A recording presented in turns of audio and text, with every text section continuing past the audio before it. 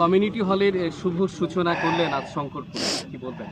শঙ্করপুর একটা মৎস্য বন্দর এবং এখানে ধীরে ধীরে করে এখানে বহু মৎস্যজীবী থাকেন এবং এখানে তারা জীবিকা নির্বাহ করে সমুদ্রে মৎস্য আহরণ করে, এবং এটা একটা ট্যুরিজম, একটা পর্যটন ক্ষেত্র হিসাবে গড়ে তোলা হচ্ছে। পাশে মেরিন ড্রাইভ রাস্তা এবং এখানে বিভিন্নভাবে আমাদের ডেভেলপমেন্টের আরও কিছু কাজ বাকি আছে, সমুদ্রের বাঁধ তৈরি করার। আজকে আমরা এসেছিলাম এখানে এই Shankarpur fisherman and fish trader অ্যাসোসিয়েশনের যিনি মূল ব্যক্তি কর্ণধার স্বদেশ রঞ্জন নায়ক, এক্স এমএলএ রামনগরের, ওনার প্রচেষ্টায় আজকের এই মৎস্যজীবীদের জন্য একটি কমিউনিটি হল তৈরি করার প্রস্তাব অনেক আগেই আমাদের দিয়েছিলেন।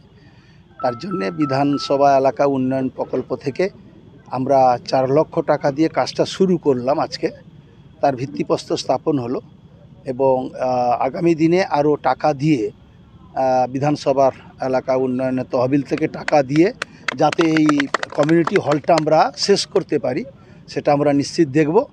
এবং আরও কিছু এখানে সমুদ্রের বাঁধ তৈরি করা দরকার এবং এখানে আরও ট্যুরিজম ডিপার্টমেন্টের জায়গা আছে, কিছু কাজকর্ম করা দরকার।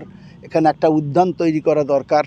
যারা যারা কাজকর্ম করেন মৎস্যজীবী তাদের তো একটু বিনোদনের দরকার, আর এখানে সর্বোপরি একটা মন্দির থাকা দরকার।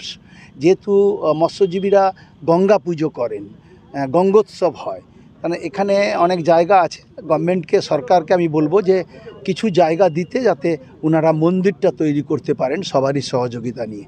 এটা প্রস্তাবটা স্বদেশবাবু প্রস্তাব দিয়েছেন এবং সরকারি কাছে আবেদনও করেছেন, যাতে উনি জায়গাটা পান সেটা আমরা নিশ্চিত দেখব, কথা বলবো। আমাদের স্বদেশবাবু এখানে উপস্থিত আছেন, আমাদের পঞ্চায়েত সমিতির চেয়ারম্যান নিতাইবাবু আছেন, আমাদের জেলা পরিষদের মেম্বার শম্পা মহাপাত্র সহ এখানে বহু মৎস্যজীবী যারা নেতৃত্ব দেয়, অ্যাসোসিয়েশনে যারা নেতৃত্ব তারা আছেন।